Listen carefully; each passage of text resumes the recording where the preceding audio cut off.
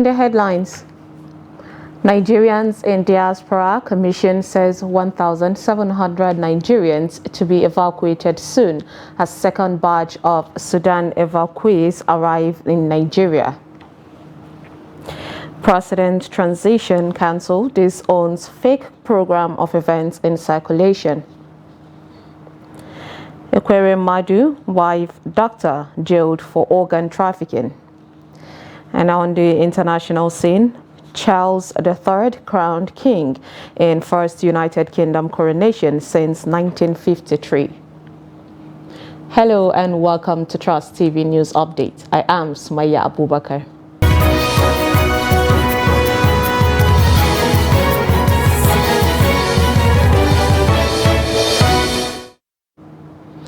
Thank you for joining us in the news in full. The Nigerians in Diaspora Commission, NIDCOM, has said that 1,700 Nigerians remaining in Sudan will be evacuated in a matter of days.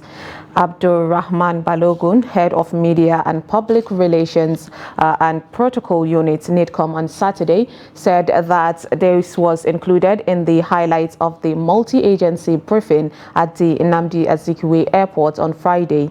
In a tweet on Saturday, NIDCOM said another flight expected to arrive in Abuja.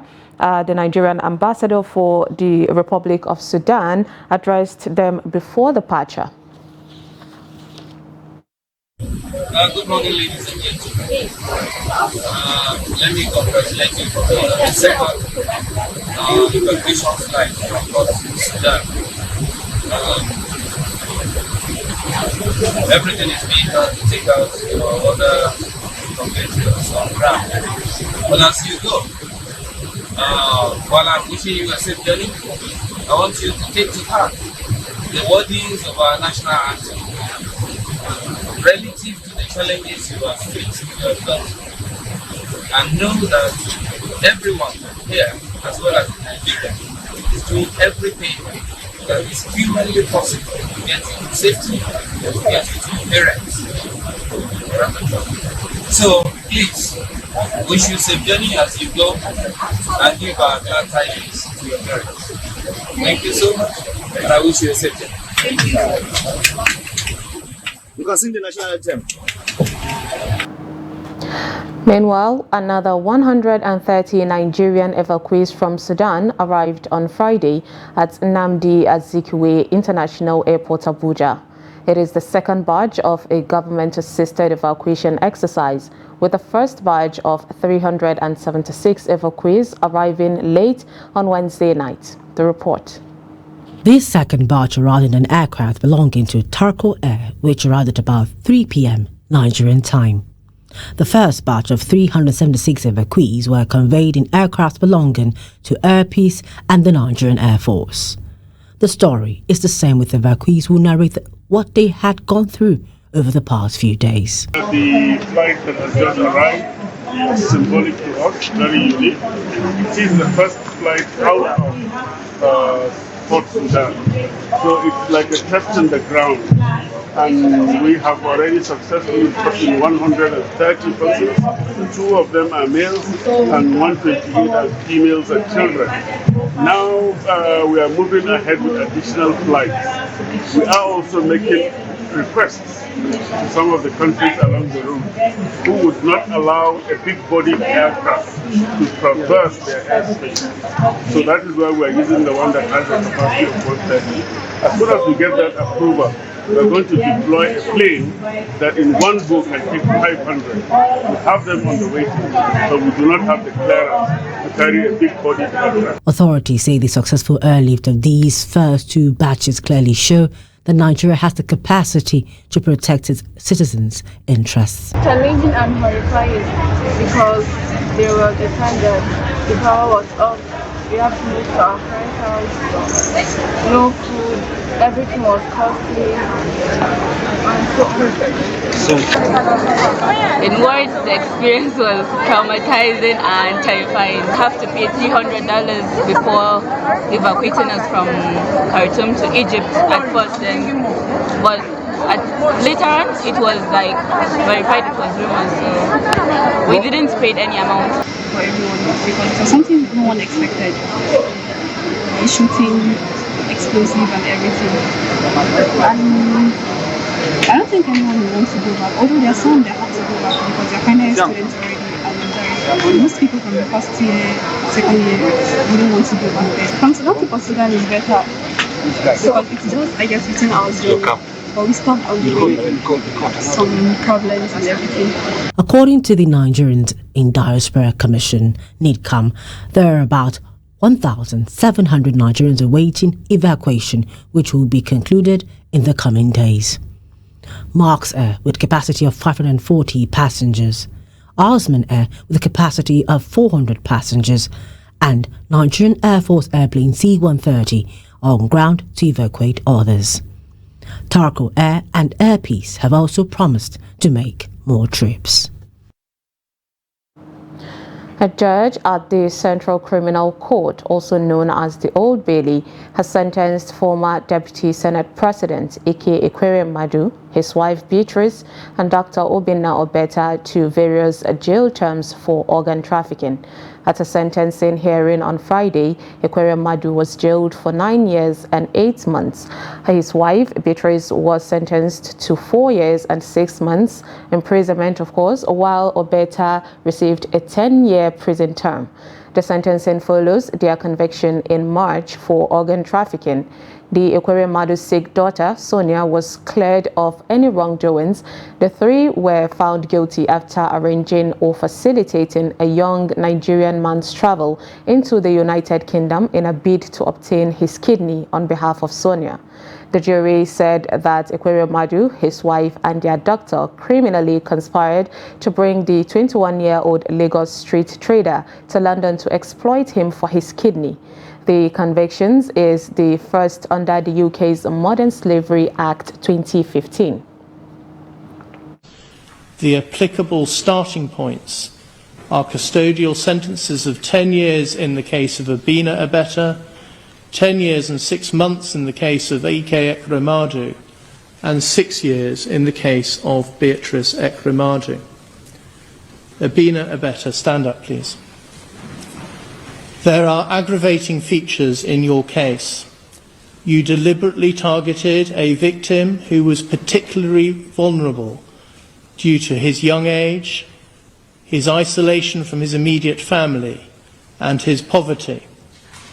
After the conspiracy to exploit C was thwarted, you continued to try and find another person to be exploited in the same way. As against that, you have no previous convictions, and you are a person of good character.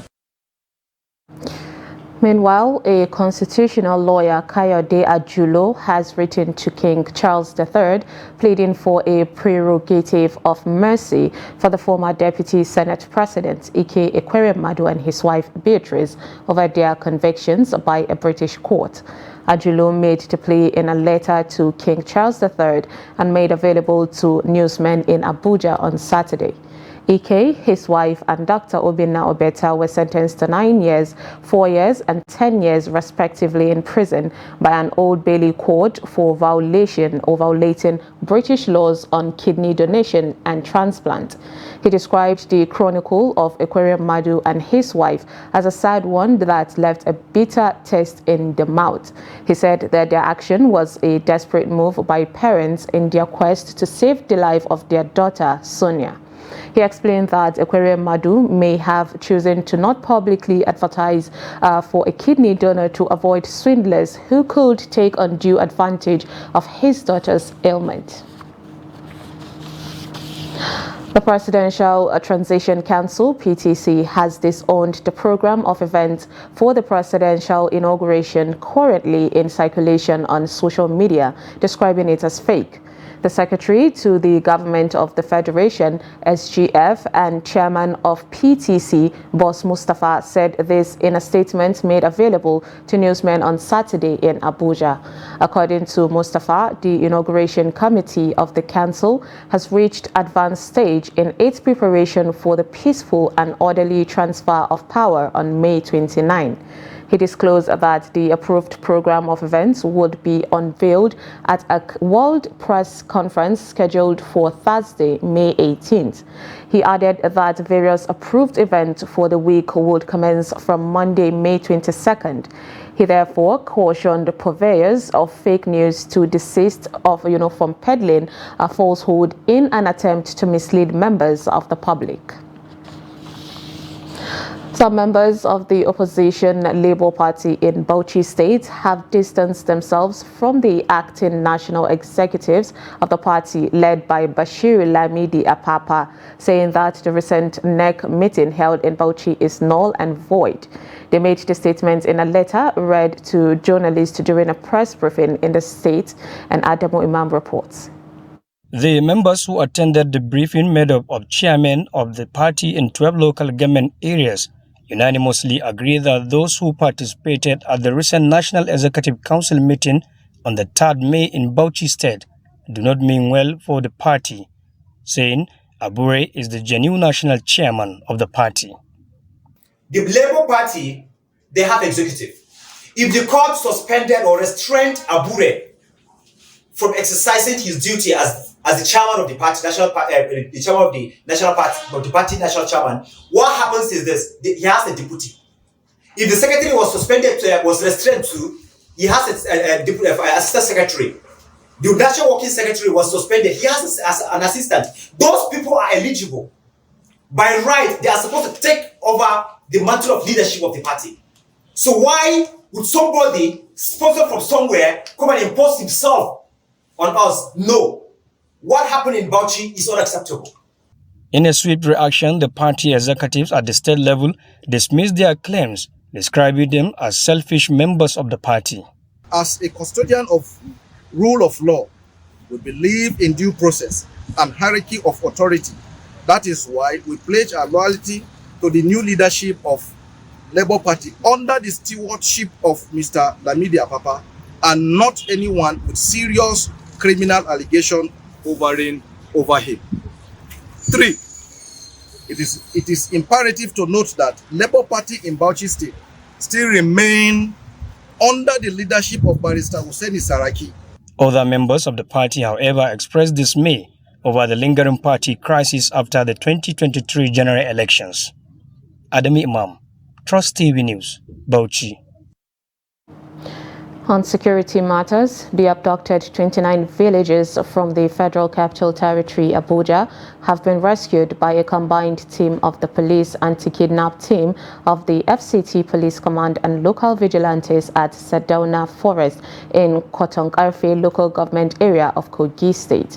The kidnappers had on April 24th invaded Yeuti village, hometown of the former vice chairman of Kwali Area Council, Zubairu Jibrin Yeuti, and abducted 29 residents comprising women and children. The commander of the anti-kidnap team of the FCT Police Command, SP Mustafa Muhammad, while handing over the victims to the chairman of Kwali Area Council, Ladi Chia, said that the abductors demanded 40 million naira ransom. He said the joint operation was carried out between Wednesday to Friday morning at Sardauna Forest, which he said shares a border with Toto local government area of Nasarawa and Kogi State. He said the joint team first located the kidnappers, then before they tactically engaged the kidnappers in a fierce gun duel that led to the rescue of the abducted victims. According to him, the kidnappers retreated after they were overpowered by the vigilante and the anti-kidnap police team during the gun duel. The Cross Rivers State Governor Ben Ayade has imposed a dusk to dawn curfew in Oyonom and Ofatura communities under Obubura local government area of Cross River State with immediate effect. The curfew is from 6 p.m. to 6 a.m. Now, this came amid tension and ongoing clashes between both communities. The special advisor to Governor on Media and Publicity, Christian Ita, in a statement on Friday, said the state government had directed security agencies in the state to ensure strict enforcement of the curfew. Governor Ben Ayade was also said to have imposed a 6 a.m. to 6 p.m. curfew on both communities with immediate effect.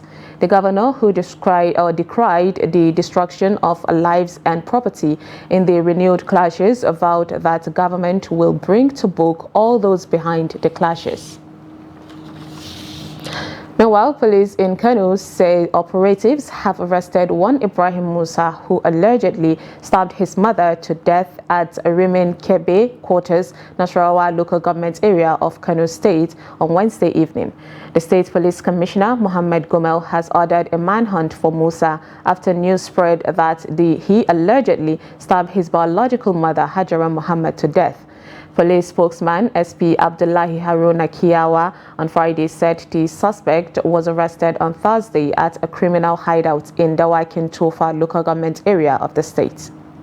On 3rd May 2023, around 6 p.m. in the evening, we received this ugly report that one Ibrahim Musa, a 22-year-old of Rimin Kebe quarters, Nasarawa local government area here in Kano State, stabbed his biological mother on different parts of her body, one Hajara Muhammad, a 50-year-old. On receipt of the report, the Command Commissioner of Police, CP Mohammed Hussein Gumel, immediately ordered the deployment of all available police assets to ensure that the culprit or culprits are brought to book.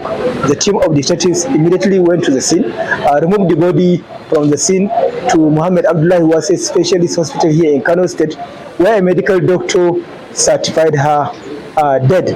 Currently, the suspect has been arrested at his criminal hideout in Dawakin Tufa local government area here in Kano State. On preliminary investigation, the suspect confessed that he single-handedly committed the act. You're watching News Update on Trust TV. Coming up, we'll take a look at how story of Kaduna oldest newspaper vendor. Details on this and more after the break. Stay with us.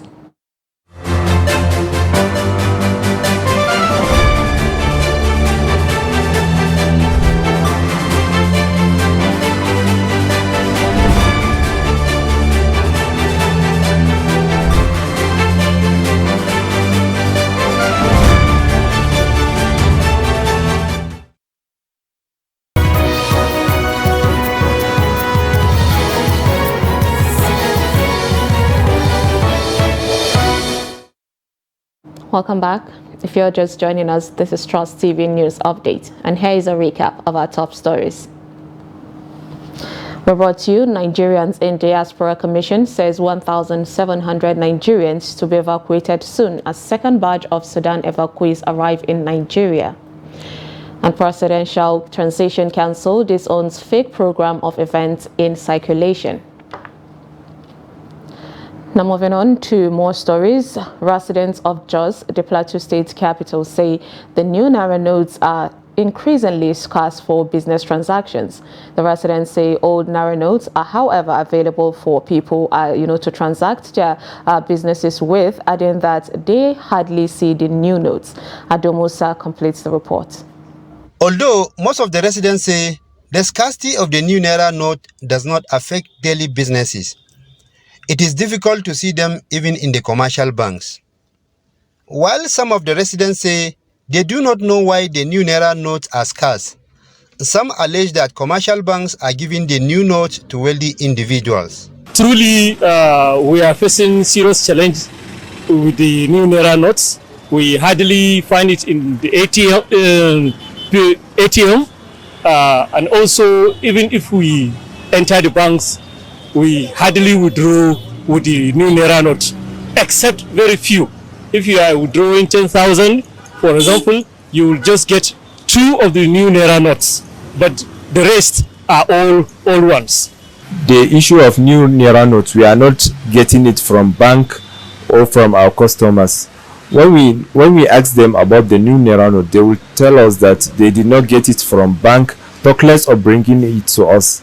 Honestly, new Naira notes are very scarce because you hardly see it with people who come to buy newspapers from me. Although I don't get the note, my business is not in any way affected by the scarcity. You can sell 10 copies of the papers without getting 1 new note. Point of sale operators also say they don't get the new note even when they go to the banks. Yes, it's not like before. What they normally give us now is 500,000, sometimes 300,000. Normally, I don't use as if I go, I get the old one. I don't use to ask them how about the new or not. Many people in Jos are accusing the commercial banks of hoarding the notes for mainly few individuals. Ado Musa, Trust TV News, Jos. Sulemai Jarida, an indigene of Kawo Birnin Kudu local government area of Jigawa State, has been a newspaper vendor since 1974 by the gate of Radio Television Kaduna, now FRCN NTA Kaduna Network Centers. His newspaper business is, however, facing the challenge of extinction due to lack of patronage on account of the emergence of new media and the decline in reading culture. Trust TV's Bello Musa speaks with Sulemai Jarida, who narrates the challenges newspaper vendors face nowadays. We started this business when a newspaper is sold at 5 kobo, not even naira. I have been a vendor for 50 years. I have been selling newspapers here in front of FRCN. We sold New Nigeria and others before Daily Trust came and took over the market. Newspaper vendorship has been a lucrative business for many, including Malan Sule, but the business is recording low patronage and therefore poor turnover. Despite the advent of technology, all people still buy newspapers. Poor reading culture is making our business to go into extinction. Suleiman Kaura, a veteran journalist, started buying and reading newspaper right from his secondary school days, and he says besides technology, poor reading culture, especially among the youth, is responsible for low patronage of newspapers. I may not know all the reasons, but I want to particularly talk about the economy. The economy is down, it has declined. So not everybody can afford to buy newspapers every day. And that's why if you go to a newspaper stand, you see people tripping in to read freely. Maybe that's the education problem we have in Nigeria. While we were in school, we were taught how to read, right from school. So after your education, you maintain that culture. At the age of 76, Malan Sulemai Jarida is praying to get some capital that will enable him go into another business for self-sustenance. I didn't sell a single newspaper today, and I'm still sitting here. The people I have been with assist me to manage my life. But the hard copy too is very, very important, like the soft copy. So that if you finish, you can go and keep it in your house. You can always refer to it anytime you want. The two have advantages and disadvantages. So what we should do is perhaps to try to maintain the two sections of the reading culture. But despite stiff competition for readership from the new media, many, like Suleiman, will stick to their newspapers, keeping Sulemai Jarida in business. Bello Musa, Trust TV News Kaduna. Leadership of the National Association of Nigerian Students, NANS, has given the federal and state governments ultimatum to immediately halt the proposed increase of tuition fees or face mass protests across the country. National President of the association, Umar Barambu, gave the ultimatum while speaking to journalists in the end of the Northeast Zonal Senate meeting held at the Abubakar Tatari Ali Polytechnic, Bauchi. Adamu Imam completes the report. Umar Barambu said that the increase in tuition fees in the past has negatively affected students, particularly those who are from poor background but struggling to get education. He said plans to increase tuition fees will be resisted by the entire students of the country who have been traumatized for long. I can assure you that he will be very angry and he can do the worst of it. So they should be looking at it as angle of security. If they continue like that, nothing less than of 60% of our colleagues will drop out of school. And anything that happens, they should be held responsible. Because frustration can lead you to a lot of things. We are saying this to them Not because I am president, but I'm a student too. They should tackle this thing so that it will not go out of hand. All the insurgency that comprises of youth is started from this kind of thing, frustration and mindset. Now, if you are out of school, you have maybe 2 years to graduate and you cannot be able to pay, you'll be forced out of school, then you will be thinking that no need of everybody to go to the school. I'm calling the President Muhammadu Buhari, to please renew or extend the tenure of Dr. Mohammed Jiyat Ali as the MD Northeast Development Commission. And secondly, the coordinator says we are calling on all the Northeast state governors to come together as one towards the development of Northeast region.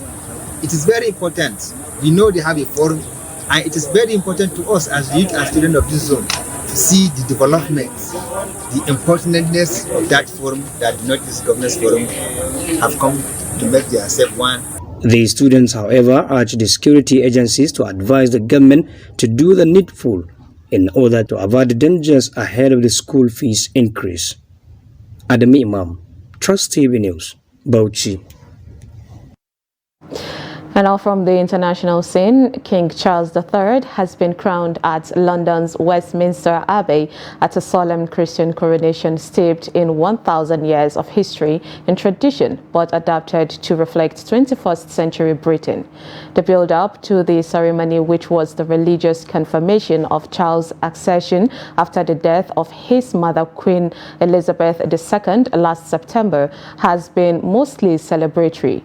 Thousands of people turned central London red, white and blue on Saturday, with a sea of Union Jack flags lining the streets for the coronation of King Charles III. But even before Charles, 74, and Queen Camilla, 75, left Buckingham Palace aboard the Diamond Jubilee State Coach for a rainy procession of to the Abbey, police arrested dozens of protesters using new powers rushed onto the statued book to crack down on Direct Actions Group. The anti-monarchy movement Republic, which wants an elected head of state, said 6 of its organizers were detained, while Climate Activities Just Stop Oil said 19 of its number were held.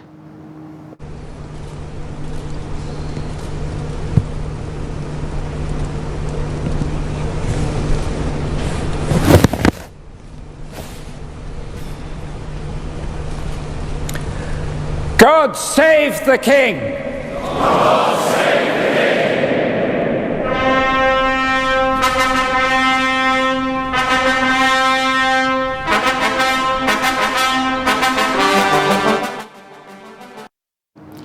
And with that, we've come to the end of Trust TV News Update. Do not forget to follow us across all our social media platforms. I am Subaya Abubakar. Thanks for watching.